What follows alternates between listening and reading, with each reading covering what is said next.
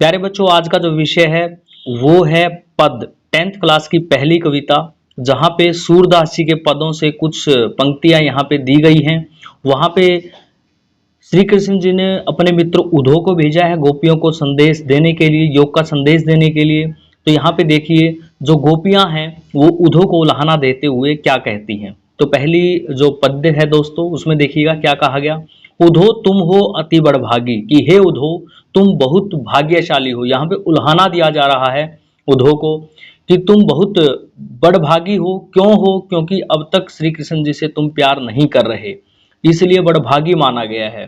क्यों माना गया है? क्योंकि अगर वो श्री कृष्ण जी से प्यार करता तो उस प्यार की पीड़ा में, उस विरह में वो भी जल रहा होता। ठीक है, तो इसलिए उसको बड़भागी माना गया है। अपरस रहत स्नेह तगातई, अपरस का अर्थ होता है अछूता। अपरस रहत स्नेह तगातई, यहाँ पे गोपियां कह रही हैं कि तुम अब तक श्री कृष्ण जी के प्रेम रूपी धागे से अछूते हो, अर्थात उनके प्रति प्रेम तुम्हारे मन में पैदा नहीं हुआ। ना ही मन अनुरागी, और ना ही तुम्हारे मन में, मन मतलब दिल में, अनुराग पैदा हुआ है, प्रेम पैदा हुआ है। किसके प्रति? श्री कृष्ण जी के प्रति। पुरनई पात रहत जल भीतर, पुरैनी का अर्थ होता है कमल। पुरैनी पात अर्थात कमल का पत्ता, रहत जल भीतर, जल के भीतर रहता है। ता रस देह न दागी, मगर फिर भी उसके ऊपर, उसकी देह के ऊपर अर्थात उस पत्ते के ऊपर कोई भी प्रभाव नहीं पड़ता जल का, अर्थात जल का दाग नहीं लगता। इसी प्रकार कहा गया है उद्धव को कि तुम श्री कृष्ण जी के आसपास जरूर रहते हो, मगर उनके प्रेम का प्रभाव अब तक तुम्हारे ऊपर नहीं पड़ा। जो जल माह तेल की गगरी, और दूसरा फिर उदाहरण दिया कि जिस प्रकार, जो जिस प्रकार जल माह, जल के भीतर तेल की गगरी, तेल की लगी हुई मटकी, जिसमें जो महिलाएं हैं पानी भर के लाती थी, उसको गगरी कहा जाता था।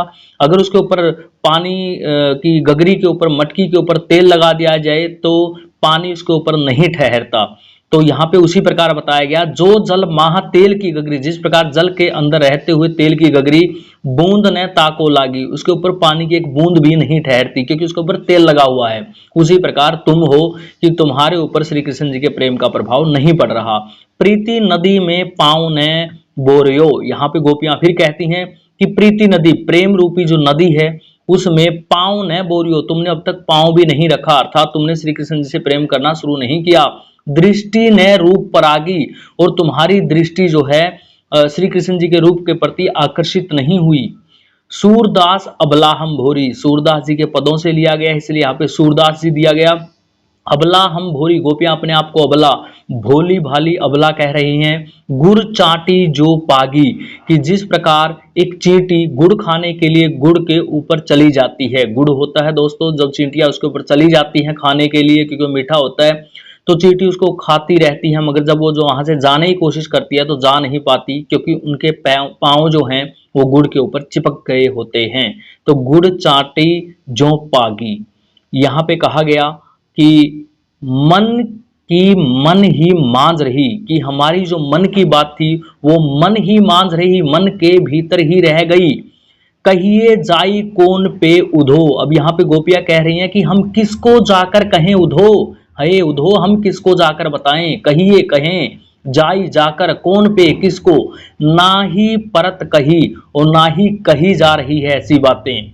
अवधि आधार आस आवन की, अवधि अर्थात समय, आधार बहुत लंबा, आस आवन की, गोपियां यहाँ पे कह रही हैं कि हमें बहुत लंबे समय से आस थी, किसकी? आवन की, श्री कृष्ण जी के आने की। तन मन बिथा सही, और उस आस में ही हम तन और मन से व्यथा को सहन कर रहे थे। अब इन जोग संदेशनी सुनी सुनी, अब इन योग के संदेश को सुन सुनकर, बिरहनी बिरह दही, जो बिरहनी बिरह दही अर्थात तो हमारा जो शरीर है वो विरह अग्नि में दह रहा है, दहन हो रहा है, अर्थात जल रहा है।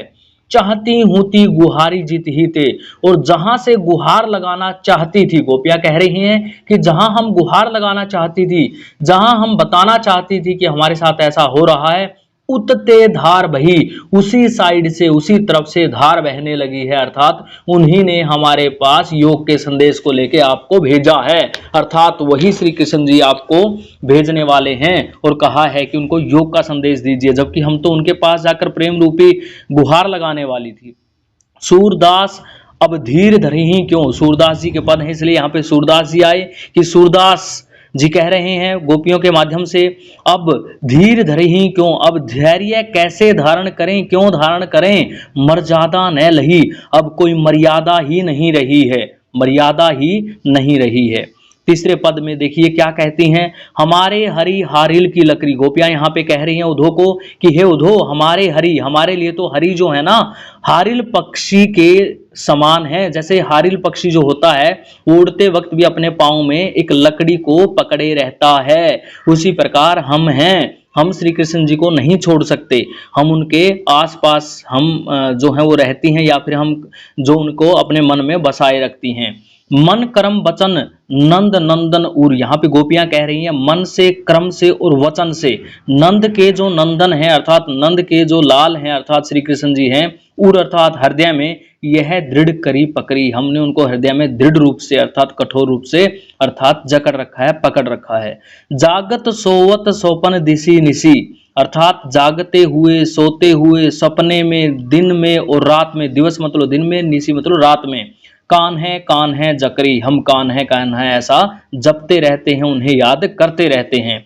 सुनत जोग लागत है ऐसो, यहाँ पे गोपियां फिर कहती हैं कि योग के संदेश को सुनकर, सुनत सुनकर योग संदेश, योग के संदेश को, ऐसो ऐसा लग रहा है, जो कड़वी ककरी, जैसे कड़वी ककरी होती है, अर्थात हमारे लिए योग का जो संदेश है वो कड़वी ककरी के समान है।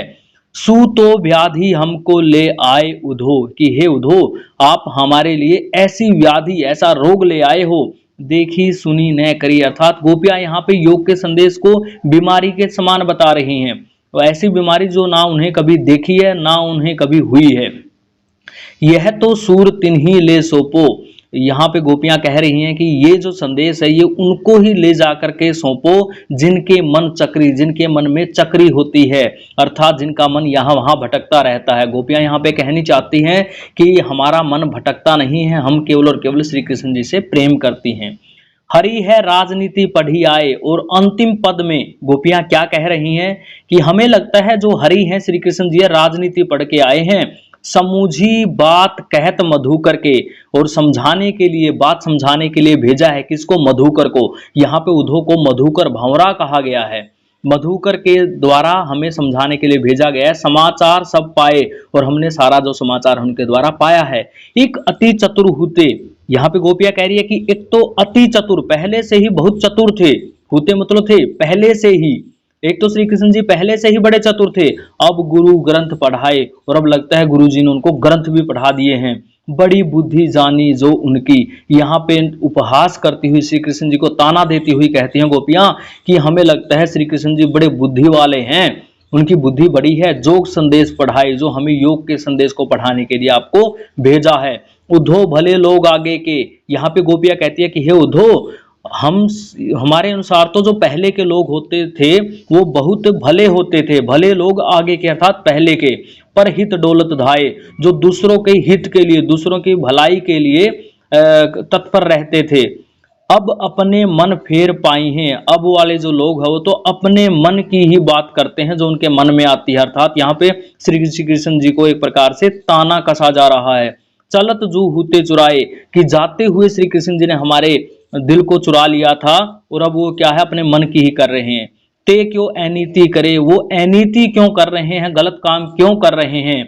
आपुन अपने आप ही, जे और अनीति छुड़ाए, जो दूसरों को गलत काम छोड़ने के लिए कहते हैं वो आज गलत काम क्यों कर रहे हैं। क्यों कहा गया गलत काम, देखिए गोपियां कहती है कि राजधर्म तो यही, कि राजधर्म तो यही है सूरदास जी, जो प्रजा न जाहि सताए, कि प्रजा को सताना नहीं चाहिए, और हम भी तो श्री कृष्ण जी की प्रजा है, मगर वो हमारे साथ मिलने के लिए नहीं आ रहे, तो हमें जो सता रहे हैं, अर्थात वो इसको गलत काम कह रहे हैं। तो ये थी दोस्तों 10th क्लास की पहली कविता जिसका शीर्षक था पद, ठीक है। और यहाँ पे जो गोपियां हैं वो श्री कृष्ण जी ने संदेश भेजा उद्धव के माध्यम से, तो गोपियों की और उद्धव की यहाँ पे बातें चल रही हैं।